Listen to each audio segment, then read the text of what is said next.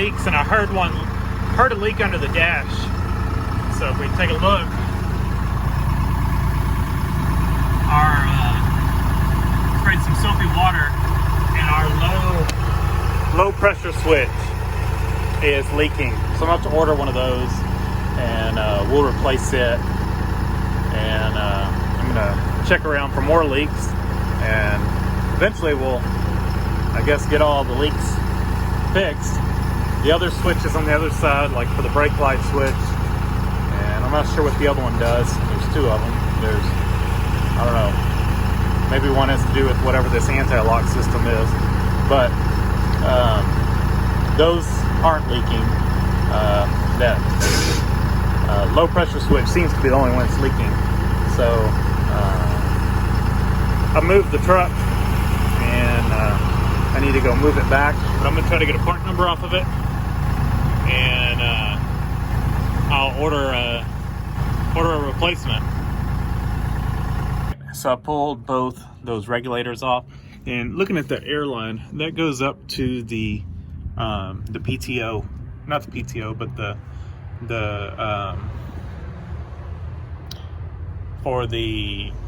to engage the pump. The main pump on this is not engaged by PTO. It's engaged by that switch, and it disconnects the drive line and connects it to the pump. So that's what that is. It's a switch, air switch. And so I'm guessing, I don't know why they had two valves on it, but they both were leaking. So I pulled them off. I'm gonna see if I can get some information off of them. My other option is to, it's a Hale pump, and so I can look and see what it's supposed to operate at. One of these may be and they may both be safety valves, to where if the pressure drops too low, it cuts off the supply to this to preserve air supply to the brake system. You know, so if you sprung a leak here and the pressure started dropping, it would close these valves off. But I need to try to clean these up and see if I can get a part number or something off of them. All right, so I blew through these, or tried to blow through them, and they're closed. Both of them are closed. So that kind of confirmed my suspicions that they were pressure protection valves. And I don't remember if I completely explained it on the other clip, but basically if the pressure drops too low, they close off and preserve whatever air pressure is in the tank for, you know, the brakes. This is for auxiliary devices that are not critical to vehicle operation, basically. So was able to get part numbers off. They are different part numbers, even though the valves look almost identical, except for the screws are different. Other than that, they look identical. This one has a IH symbol. I'm pretty sure this is just a rebadged, probably Haldex valve. This part number comes up as a Haldex, and so this is probably just a rebranded valve with a Haldex, or with a International Harvester part number on it instead of the Haldex part number. When I look up this part number, all I find is a reference to Haldex pressure protection valve, nothing else on it. No pressure ratings, no other cross-reference part numbers or anything. So I know what it is. I don't really know the pressures on this one. I just know that that's what it is, and that's what this is. So I do have a pressure rating on for this one. It opens at 65 and closes at 45. The low pressure switch, I was able to cross this over to a Bendix part number. I'll put the part number right here, as I don't have it handy. I actually grabbed this number off of it last night and looked this up and did some digging and found it. I didn't actually find it with that part number. I used a Bendix catalog to find a single terminal pressure release valve with 1/4 inch thread here and 70 psi pressure, and use that, and it looks identical. And I'm sure that's what this is. Just this is a IH number, but it is a Bendix valve, so it just has the IH number on it instead of the Bendix valve. So I'm going to order one of these as well. And actually, I think I'll take these apart. I'm going to order new ones anyway, so we might just see if we can repair them. This has got a metal gasket here that's probably blown out, but we'll see. If we can clean them up and put them back together, we might test them out. This one, I'm sure the rubber is probably just brittle, and we're not going to save these, but we'll try it. We got nothing to lose if we're going to get replacements anyway. All right, so took this apart, 4 screws, comes apart, and there was lots of corrosion. This is aluminum, and lots of corrosion along here. Cleaned it up a little bit. I'll do some more cleaning, and then a lot of corrosion stuck to here, as you can see, and that's after I've already cleaned it some. So I'll clean it more, and I think that the diaphragm itself is okay. It's not torn or anything. So we're just going to clean this up and get all this corrosion off of it. It's still pliable rubber, and put it back together. And the same thing for the other one. I've taken both of them apart. Same deal. You got a diaphragm here. There's not much to it. I think the other one had a couple spacers up here. Looks like that one might too, but they're stuck up there. The other ones kind of were loose. There is a vent up here. Or at least there was in the other one. Maybe this one's stopped up. There's a little vent hole. That one may be stopped up. But anyway, that spring goes there, and that just goes there and tightens down. So not much to this thing, mainly just this diaphragm. Like I said, this one seems to be in okay shape. It's got a little bit of rust. This thing does not have an air dryer system on it, and so all you have is just the tank drain. So I'm sure there's moisture in the air, and that's causes stuff like this. That's why they put air dryers on them now. So just got these back together, and we're going to look at the air pressure switch, and I'll kind of show you how this thing works and what I found with it. And so that's kind of your main components there, other than what holds it together right here. So under this plastic piece, you have a rubber diaphragm, or a rubber, just a little, here, I'll get it out. It's sealing airtight now. That's all this thing is. And it travels in that bore right there. And what it does is it pushes up on this piece, which this fits around this. And so that I prop you all up. So this rides in there. Let's get it facing the right way. And all I've done is just clean this thing up. And then this sits on top of it there. Then you have this piece, and actually you have your little, this is a metal gasket, and it just goes right there.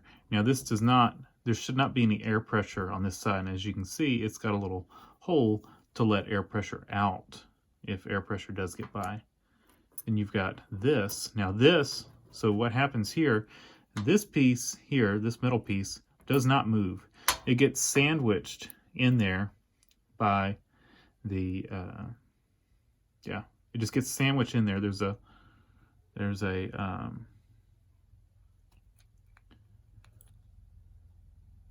little cutout. Now, or yeah, it just gets sandwiched there by the spring pressure. Then you've got this, and you got a metal washer there, or a couple shims. That's probably maybe to change different air pressures or different ratings, I don't know. But that contacts here, and then you have this piece that also makes contact, and this would touch that. Now, And then this is making contact here. This is grounded. And so those two contact points would be touching, which would complete this circuit right here. That's how it works. Now, when you apply air pressure, what happens is this little rubber diaphragm, or a little rubber, whatever you call it, rubber thing, it pushes up. And what happens is when it pushes up, this is easier to show when this is not together. You imagine when it's not, when there's no air pressure, it's sitting about like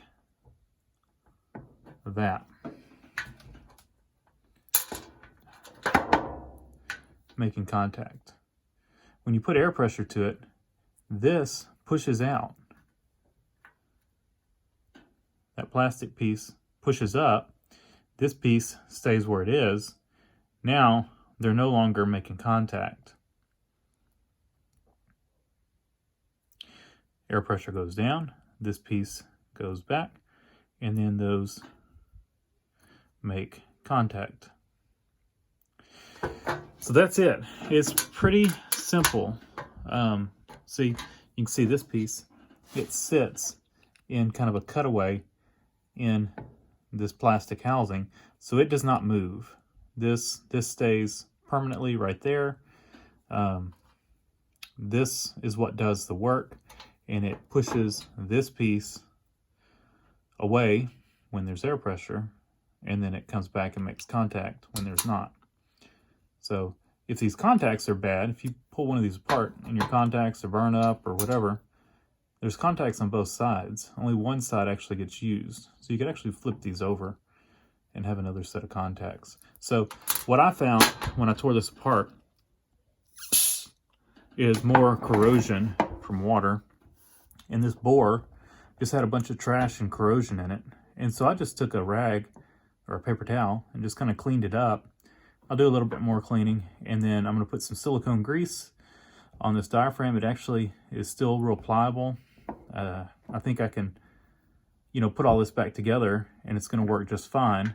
I think all that trash in there was just causing this not to be able to seal and causing our issue. The switch worked, it just leaked. And so I think that was just that trash in there, because there's nothing in here that looks like, there's an issue after cleaning it up.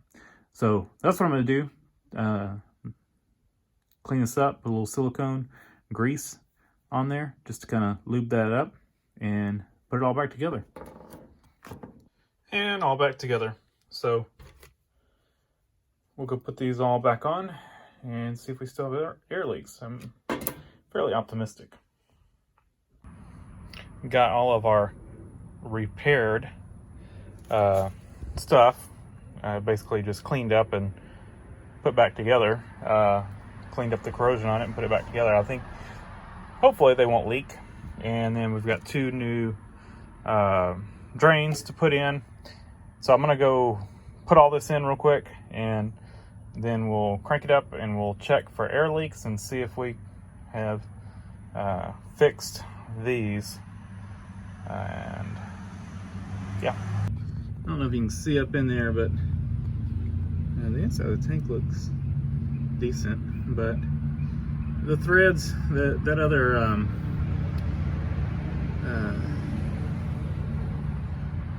drain wasn't threaded very far in, so threads got some rust on them. So I'm going to go ahead and take a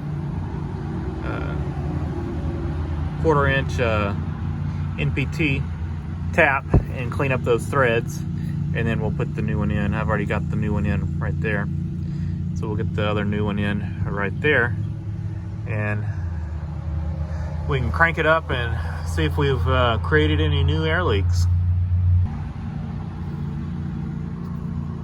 Well, that looks much better. Let me throw this other drain in. Done. Two nice new matching drains, and reinstalled both of those valves and our lines. And if we don't have any leaks on those lines or any of this stuff, that's going to be pretty amazing. So we'll have to just test it out and pray for the best. Installed. You get a wrench on it and you turn it, and then you gotta push the clutch in to move the clutch bar out of the way so you can get in on the other side. So I got my elbow holding the clutch in while I'm turning it with my right hand, and got it in there. And so I'm gonna crank it up, let the air pressure build up, and we're gonna go over everything with some soapy water and see if we fixed these leaks or created new ones. Well, y'all might as well get a cold start out of this. Not a cold start, but a start up. Oh, I was like, man, that low air buzzer is loud now. But that was that. Low air warning is working. Lit up. Man, look how quick this thing starts up.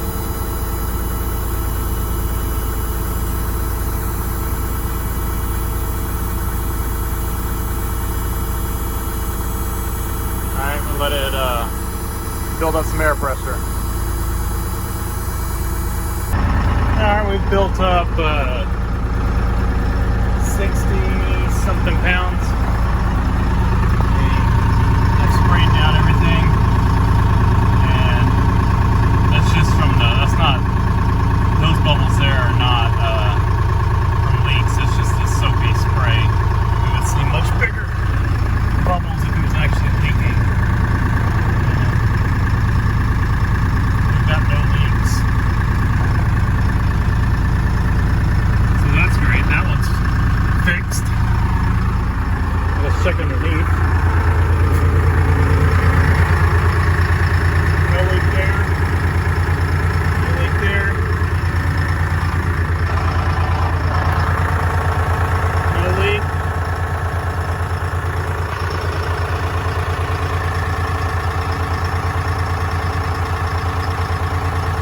We may have a little bit of a leak right here. Yeah. We got a leak right here. We'll have to take that fitting off and fix that. Which means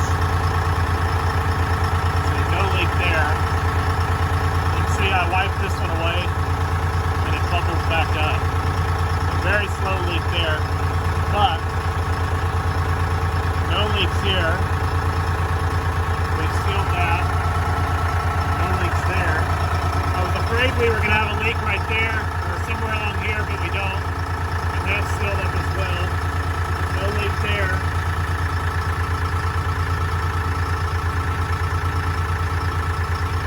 So this is our only leak. So I did not have this apart here. So I need to take it apart and fix that, which means we'll have to undo it here, and take this one apart, put some new Teflon on it, and seal it back up. And that's not bad.